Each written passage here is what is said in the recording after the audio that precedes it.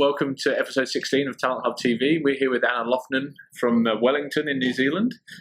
Great opportunity to catch up with Anna at boot camp in Queenstown in Queensland this week. So we spent some time together here. So thank you for coming on the show.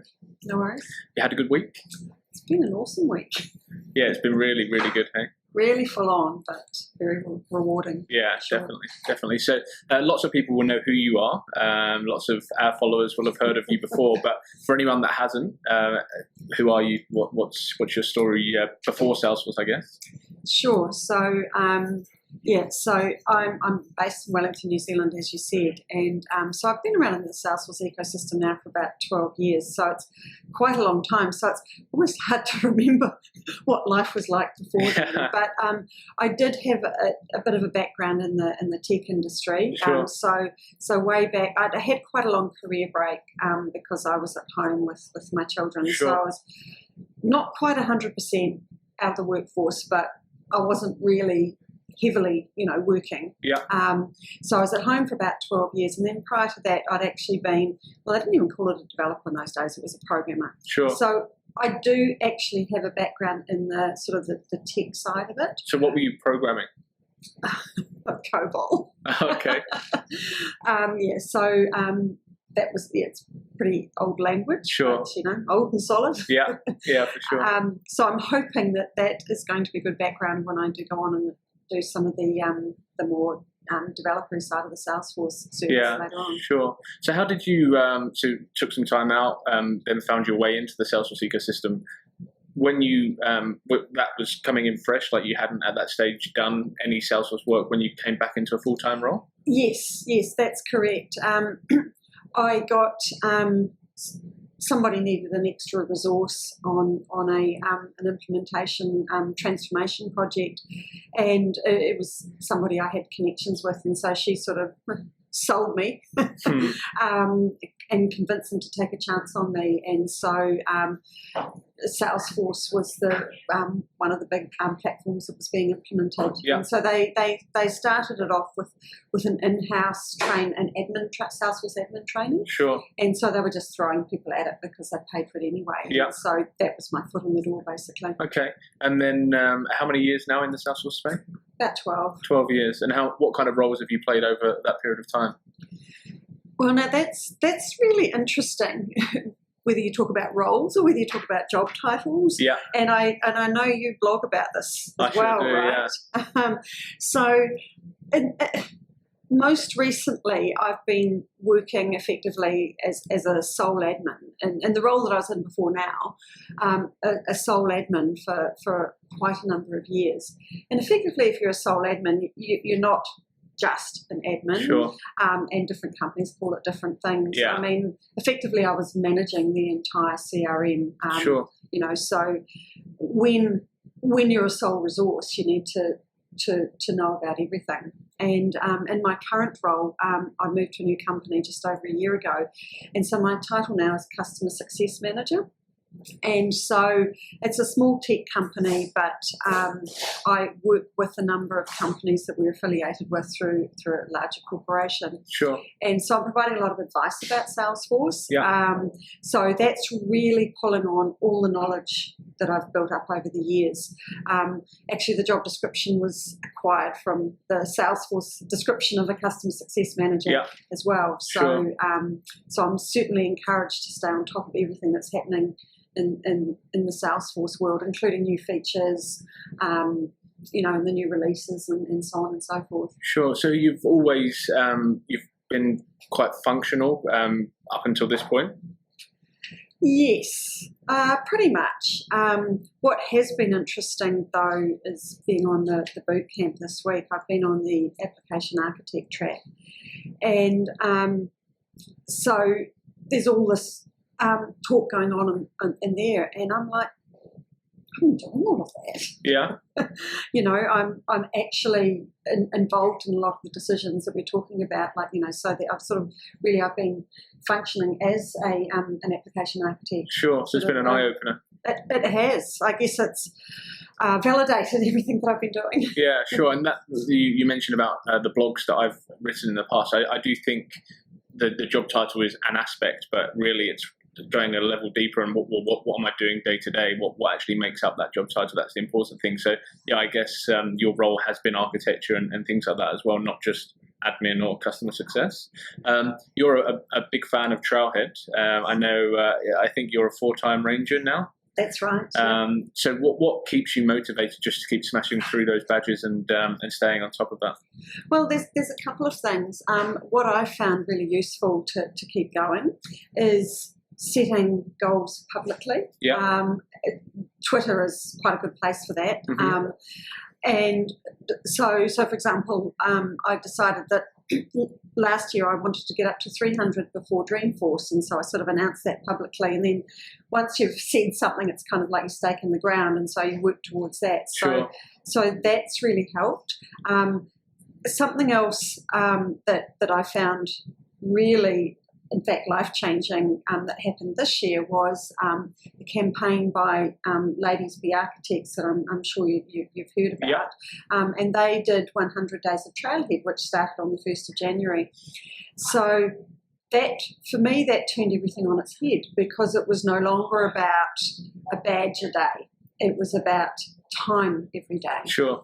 So even though I had 300 Trailhead badges, I'd never done any super badges, because I'm like, well, they take too long. Yeah. You know, I could do 5. Yeah. And get 5 badges. Sure. Rather than 1 super badge. So having that turned on its head and just allowing time to work on Trailhead every day, that also worked out really well for me, because I tackled a lot of the harder stuff that I knew was going to take longer and really challenged and pushed myself. Sure. And so I actually ended up getting 2 certifications as well during that period, because I just got so fired up and motivated. Yeah, nice. Yeah, I must admit, even though we've been running Trailhead Tuesday in Sydney for a long time now, I get so involved in talking to people at the events. I hadn't put enough time aside to do some badges, and in the build up to this event I've done some badges, and it just changed the way I think about Salesforce, and my ability to learn has been amplified because of actually being hands on rather than just trying to store it all up. So yeah, I can't speak highly enough of the platform. Yes, and so as I think you know, I also run a Trailhead Tuesday event monthly, and I don't get to do any badges. They're hosting, so I'm facilitating other people in doing their badges. So I've actually given up trying now. Yeah, I like that. I've been using the line building the ANZ Salesforce market 1 Trailhead Tuesday at a time. So I think it's great that you're doing that, and the guys in Brisbane as well. And it's really exciting to be involved. So New Zealand. What can you tell us about the market there? What's the kind of challenges that companies are facing when they're going down the Salesforce route? Sure. Well, particularly I can specifically speak to Wellington, and so Wellington is a very government town. Yeah. And government was quite late or slower in adopting Salesforce, so it's. For a long time, I felt like I was alone in the wilderness in Wellington, and that's why I got so involved with the online community and everything else. Yeah. These days, government have embraced it, and so the demand is exploding. I'm sure you're across that. So it really everywhere in the ANZ region. Sure. The demand seems to be increasing. Unless people are actually bringing people in from offshore, then they're actually, all they're doing is poaching from each other. I'm trying to encourage companies to start scaffolding their own staff and building up their own staff, rather than just trying to bring in somebody who's already got the Salesforce side of things, but doesn't have their own business knowledge. Yeah, and I think Trailhead Tuesday is a great platform for that. We've seen as well some people that have come to Trailhead Tuesday with no experience whatsoever have now gone on and secured roles either through our network or through the networks that they've built at the event. So I'm sure you're pushing that as well, and trying to get people across that. So you've mentioned we've discussed Trailhead Tuesday, and what other groups are you involved in? So I also run the Wellington Trailblazer community group. Mm-hmm. It's a general group. Wellington is a fairly small city, so we don't have a huge number of the same Trailblazer community groups as the larger cities do. So we have a general group, and we have a developer group, and we work in fairly closely with them. So I've been involved in that now probably for about 3 years or so, and put a lot of effort into building it up, and we get awesome attendance these days. That's great. There's wonderful support from the Trailblazer community group team over in the States, and also the other ANZ leaders are very supportive as well. Sure. So we interact a lot, and we're sharing a lot of content with each other, and so that we have meetings that are going to work for our local community. Sure. And you're a Lightning champion. So what can you tell us about that? Sure. That's a program that Salesforce has been running. I think it started last year. So most people who are involved with the Salesforce platform will be aware that there's a new UI, which is Lightning Experience. And Salesforce is trying to accelerate the adoption of the Lightning Experience platform across all customers. They're making some changes a bit later this year, which means that some people will not have the ability to switch back into Classic. So really, it was a program that you had to apply for. You had to have special super badges that you'd done. You had to sort of prove what you'd done in the community and how you might be a little bit of an expert in that area. Sure. And so it's a way for me to reach out to the community and help them in their Lightning migration journey. Okay, and that leads me on nicely to the next question, because you do give a lot back to the community, and out of that you've become an MVP. So what has that meant for you? Not much really. So there's only one other MVP in New Zealand, and it's a personal recognition, but most of the people in the New Zealand Salesforce ecosystem have no idea what it is or what it means. Sure. So really the people I work with aren't even aware that I've been awarded MVP status.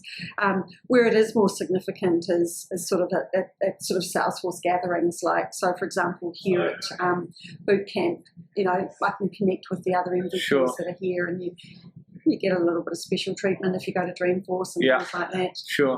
But I guess it's a recognition of what you have put back into the community. Yeah, and it definitely doesn't go unnoticed to the community that we speak to. I think everyone really values the work that MVPs do, and definitely well deserving of that title. So Bootcamp, 2 certifications. Yes. What's been, other than getting the cert, which is a massive achievement as well, so congrats, but what's been the highlight? Well, I think for me the highlight was going into class on the Monday, and hearing we had a wonderful presenter called Chuck Liddell, and he was fantastic, and I was fully expecting everything to be completely over my head. I mean, way back, yes, I had that technical background, but I was expecting to be struggling for the entire week, and what he was saying, it's like, oh, yeah, I agree with that. I am doing that, Yes, and so it validated a lot of what I was doing anyway.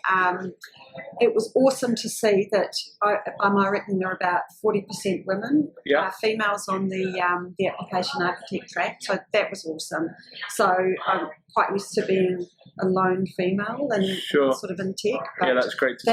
That was just really, really encouraging. Sure. Okay, great. Yeah, I mean, for me, it's been an amazing event. I think just to connect with people like yourself and to catch up and to get to know people more that I'd spoken to, and share some time with people and discuss their Salesforce journeys and get certified, which has been a highlight. So what's next for you? What are you looking forward to over the coming months in the Salesforce ecosystem? Sure. Well, I've got a strong commitment to carry on in the local community. We're pretty much planning monthly community group meetings. We've got our monthly Trailhead Tuesday. Me personally, I had taken a bit of a break after the 100 days of Trailhead. Sure. I think I might take a wee break again after another 2 certifications, but I'm now really determined to get my application architect certification. So I've got 2 more certificates that I need to work on to do that. Sure. So I will take the rest of the year and work on those. Are you going to be publicly announcing the dates? Or? Maybe I should. Yes, as I said, that's the answer. Yeah. And I'm sure there'll be a few more Trailhead badges in there as well. Sure. Well, I've really enjoyed getting to know you more this week, and thank you so much for coming on the show as a guest. No and worries. best of luck with the upcoming search. And we look forward to seeing those results on LinkedIn. Thank you. Thank you very much. Thanks.